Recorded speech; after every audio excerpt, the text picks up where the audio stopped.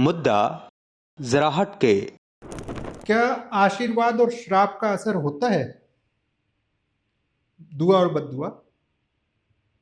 अब ये अपने ऊपर हो सकता है, हमें लगे कि होता है, हमें लगे कि ना नहीं होता है, कुछ लोगों को लगेगा होता है, कुछ को नहीं होता। मतलब दोनों तरह की सोच हो सकती है। लेकिन कुछ प्रमाण हैं, प्रत्यक्ष प्रमाण हैं, जो यकीन दिलाते हैं कि कुछ तो है, कुछ तो होता है। आप सोचेंगे कि ये कैसी अंधविश्वास वाली बातें करने बैठ गए हैं।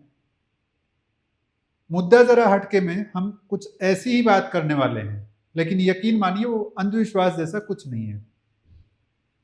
उस बात से पहले एक सवाल, यदि देश भर में किसी ब्रांड को लोगों की जुबान तक पहुंचना है तो कितना विज्ञापन देना पड़ेगा, कितना रुपया खर्च करना पड़ेगा? क्या कोई ऐसा तरीका हो सकता है कि वो थोड़े से पैसे में पूरे देश में छा जाए, वायरल हो जाए, वो भी बिना कोई घटिया काम किए? महाराष्ट्र में संभाजी नगर में एक ज्वेलर है, उनका वीडियो आपने पिछले 2-3 दिन में देखा होगा। गोपिका ज्वेलर्स के नाम से उनकी शॉप है, ब्रांड है उनका, जो कई सारे शोरूम चलाते हैं। उन्होंने एक बड़ा छोटा सा नेक काम किया।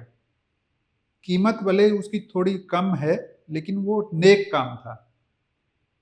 93 साल का एक बुजुर्ग दंपत्ति उनके शोरूम में पहुंचा मंगलसूत्र खरीदने के लिए।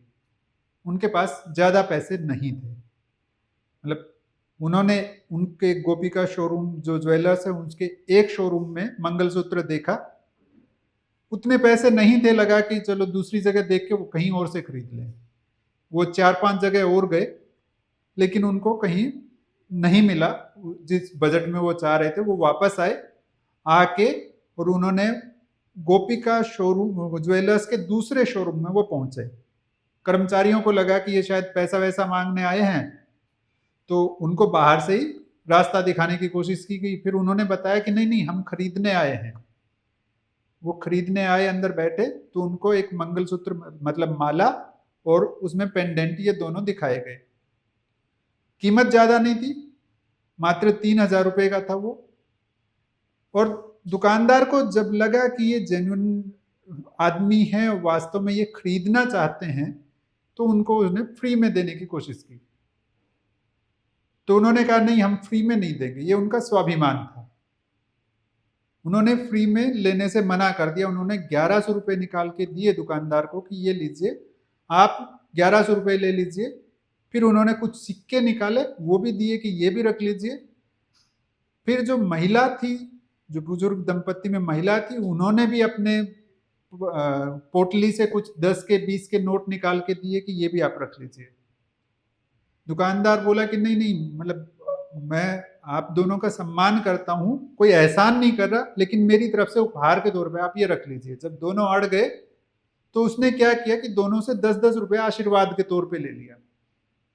यानी उनका सम्मान बच गया, आत्मसम्मान बच गया कि उन्होंने फ्री में नहीं लिया, और दुकानदार ने उनको मंगलसूत्र भी दे दिया। मतलब मात्र 3,000 रुपए उसकी कीमत थी। 1 ग्राम सोने के आसपास का था वो, उसने खुद बताया है।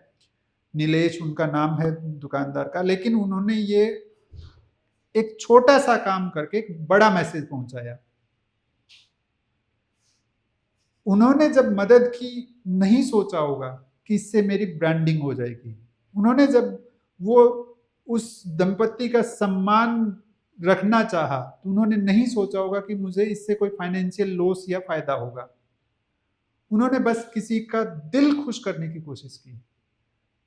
कोई उपकार नहीं किया, परोपकार नहीं किया, बस एक कोशिश कि किसी के चेहरे पे मुस्कान आ जाए।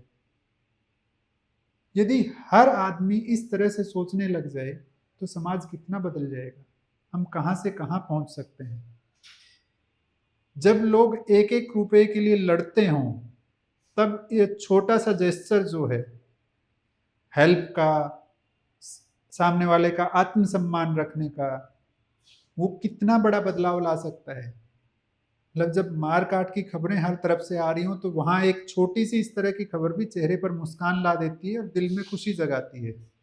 कि नहीं, अभी भी अच्छे लोग हैं। वो बुजुर्ग दंपति वास्तव में गरीब थे। उनका बेटा शराबी है, घर से निकाल दिया। उसके बाद वो कहीं तीर्थ यात्रा पे जा रहे थे। अभी दोनों संग रहते हैं, कई साल से वो अकेले ही जैसे तैसे गुजारा कर रहे हैं। और तीर्थ यात्रा पे जाते हुए उनको लगा कि मैं अपनी पत्नी को कभी मंगलसूत्र नहीं दिला पाया, अब मैं दिला दूं। उसके लिए उन्होंने जैसे तैसे जोड़ के वो 1100 रुपया इकट्ठा किया था। भला वो उस दुकानदार का जिसने वो नहीं लिए 1100 रुपए भी, और उनका 10-10 रुपये टोकन मनी लेके, आशीर्वाद लेके, और उनको दे दिया। आप इसको मतलब कुछ लोग जो नेगेटिव सोच वाले हैं ये भी सोच सकते हैं कि उसका ये मार्केटिंग का तरीका था, लेकिन उसने नहीं सोचा होगा। अब आप क्या कहेंगे, क्या ये उनके आशीर्वाद का असर था कि वो देश भर में उनका नाम हो गया उस ज्वेलर का? भले 10 दिन बाद लोग भूल जाएं, लेकिन क्या संभाजी नगर के लोग भूलेंगे? कम से कम उस शहर के लोगों को ये चीज याद रहेगी कि इस आदमी ने किसी का भला किया। बात रुपए की नहीं है कि 3,000 का था कि 3 लाख का था कि 3 रुपए का था। बात यह है कि उसके पीछे सोच क्या थी। हमें कोशिश करनी चाहिए जहां जितनी संभव हो, जिसकी संभव हो, हम मदद करें।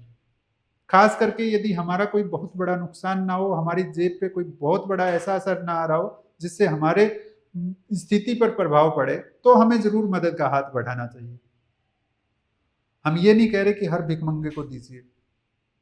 जो चैनल जो रेड लाइट वगैरह पे, रेड सिग्नल वगैरह पे, ट्रैफिक सिग्नल पे खड़े होके मांगते हैं, उनकी आदत है, उनका धंधा है, उनको भले मत दीजिए।